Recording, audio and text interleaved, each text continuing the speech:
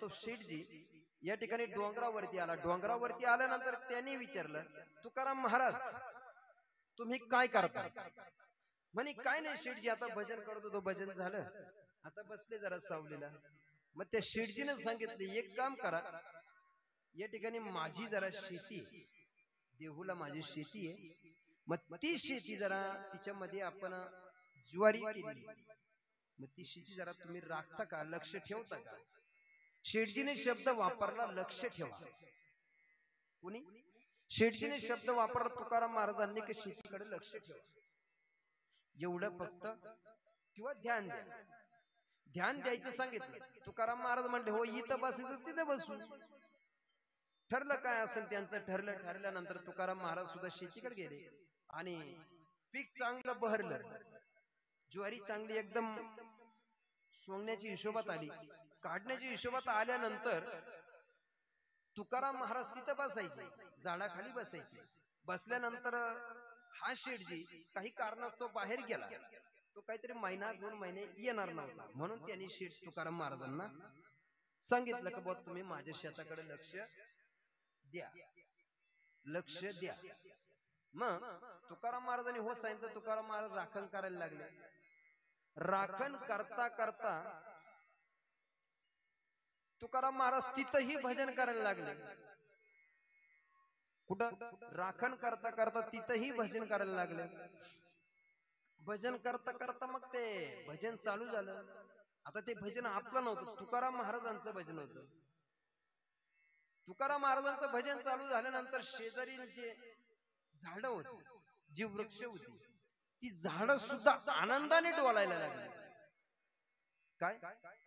ती झाडं सुद्धा त्या ठिकाणी आनंदाने डोलायला लागली आणि पक्षी सुद्धा गाणे म्हणायला लागले. दृष्टांत लक्षात असू, झाडं सुद्धा डोलायला लागली आणि पक्षी सुद्धा गाणं किंवा भजन म्हणायला लागले तुकाराम महाराजांबरोबर. आता तुकाराम महाराजांचं भजन संपलं की ते थांबून घ्यायची, झाडं सुद्धा डोलणं बंद करायची.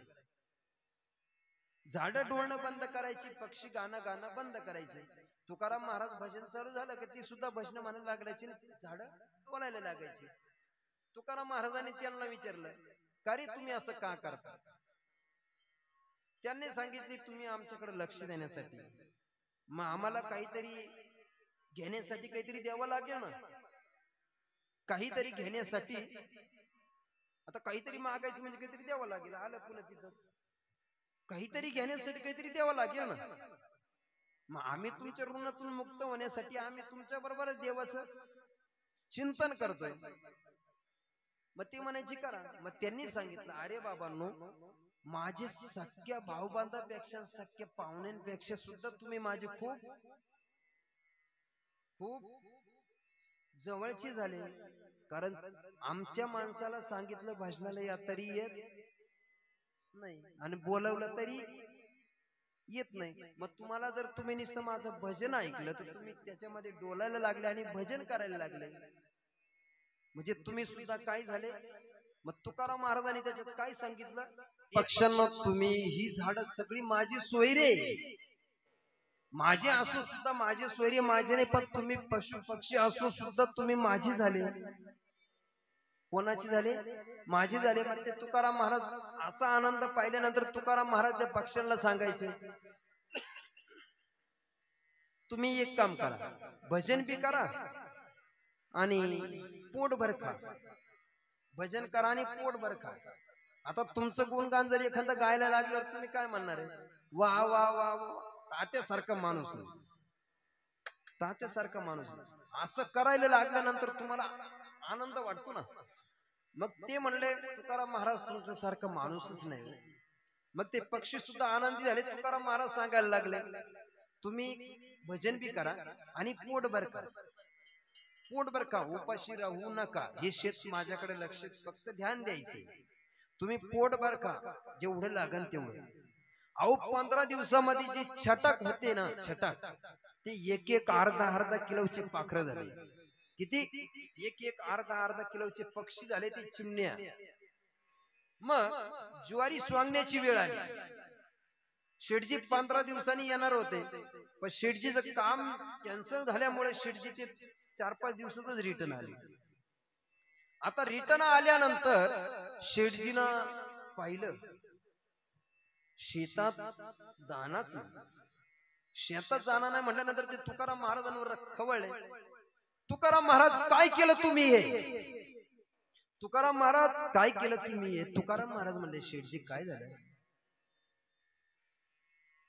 तुकाराम महाराज मी तुम्हाला शेतीकडे लक्ष द्यायला लावलं होतं, ध्यान द्यायला लावलं होतं. मग तुकाराम महाराज म्हणले शेठजी मी तेच केलं, तुम्ही जे सांगितलं तेच केलं, याच्यापेक्षा वाढव काहीच केलं नाही. अरे काय तेच केलं? शेतामध्ये कंसाला एक सुद्धा दाणा शिल्लक राहिला नाही. अहो शेठजी तुम्ही जे सांगितलं तेच केलं, तुम्ही सांगितलं की शेतीकडे लक्ष द्या, मग मी फक्त शेतीकडे लक्ष दिलं, लक्षच दिलं. मग ते शेठजीनं त्यांचा वाद चालू झाला तुकाराम महाराज आणि ते शेठजीचा. शेठजी म्हणायचे तुकाराम महाराज माझ्या या शेतामध्ये 20 पोते ज्वारी होणार होती, पण त्याच्यात एक सुद्धा दाणा मला आला नाही. मग तुम्ही काय करा, मला हे 20 पोते मला भरून द्या, नुकसान भरपाई माझी द्या. आता तुकाराम महाराज म्हणायचे मीच गरीब माणूस, मी देवाचं नाव घेतो, तुम्हाला कसं 20 पोते देऊ? कशी 20 पोते द्यायची? शेठजीनं सांगितलं तुम्ही काहीही करा पण माझं धान्य मला परत द्या. आता हा वाद दोघांमधला वाद गावापर्यंत गेला. गावापर्यंत वाद गेल्यानंतर गावामध्ये सुद्धा काहीतरी हुशार मोठे व्यक्ती राहतात, समजदार लोक म्हणतो आपण त्यांना. ते समजदार लोक पुढे आले आणि त्यांनी सांगितलं असं करा, तुकाराम महाराजांकडे काही नाहीये, तुकाराम महाराज तुम्हाला देणार नाही, मग तुम्ही असं करा ना. त्यांचा सल्ला, मोठ्यांचा सल्ला ऐक.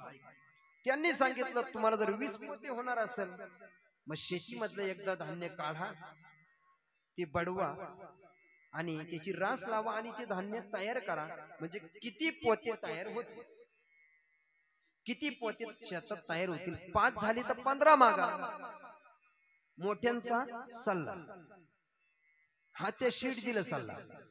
गावकऱ्याने सांगितलं 5 झाले तर 15 पोते तुकाराम महाराजांकडून तुम्ही घ्या, 10 झाले तर तुकाराम महाराजांकडून 10च पोते घ्या, आणि जर 15 झाले तर तुकाराम महाराजांकडून 5च घ्या ना. हा मोठ्यांचा सल्ला. आता हा मोठ्यांचा सल्ला मोठ्यांना मान्य झाला आणि शेठजीला सुद्धा तो मान्य झाला. आता असं मान्य झाल्यानंतर तुकाराम महाराज पुन्हा आता बर जो सल्ला मान्य झाला तर शेठजी म्हणले मला कधी देणार, कधी देणार. मग आता तुकाराम महाराज म्हणले कधी देणार, तर मग आता ते शेठजीला बी विचार पडला. शेठजी म्हणला आता हे देणार कसं? शेठजी म्हणले तुकाराम महाराज तुम्ही कसं देणार? तुकाराम महाराज म्हणले आता शेठजी आता कसं करावं, मला खूप मोठा प्रश्न आहे, माझ्याकडे काहीच नाही. तेव्हा शेठजीने सांगितलं तू घरी ये. काय?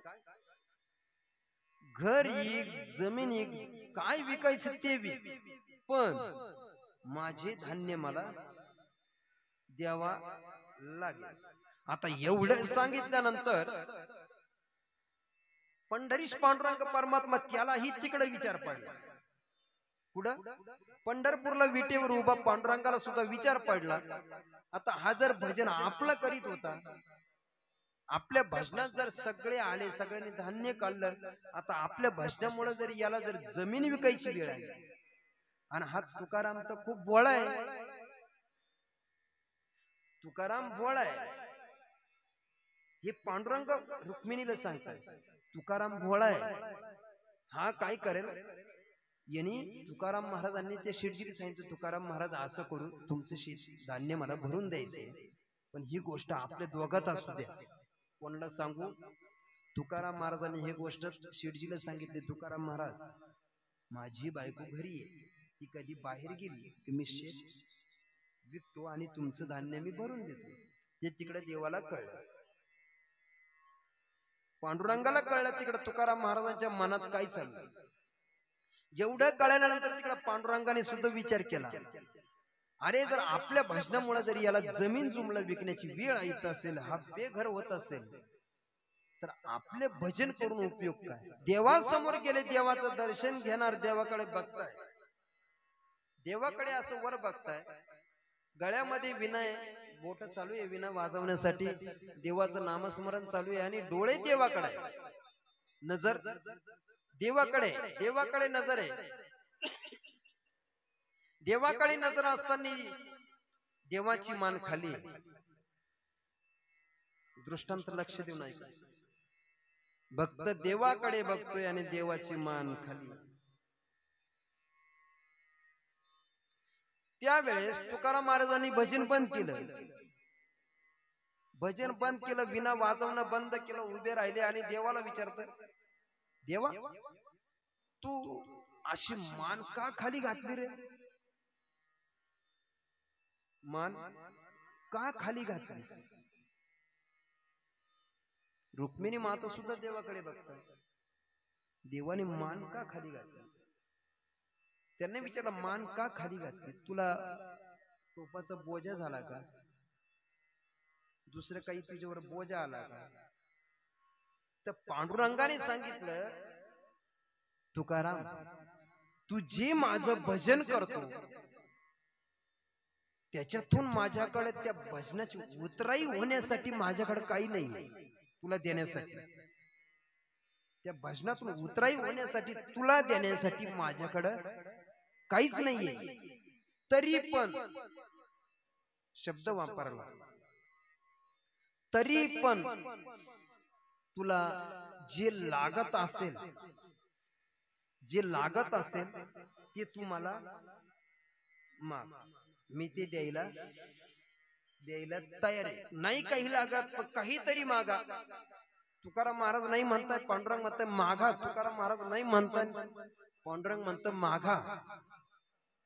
मागा मागा म्हणता म्हणता तुकाराम महाराज म्हणतात, देवा मला लागतच नाही रे, लागतच नाही. पण तरी पांडुरंग आग्रह करताय का तुकाराम मागा. पण त्यावेळेस तुकाराम काय मागतात हे अभंगाच्या पहिल्याच्या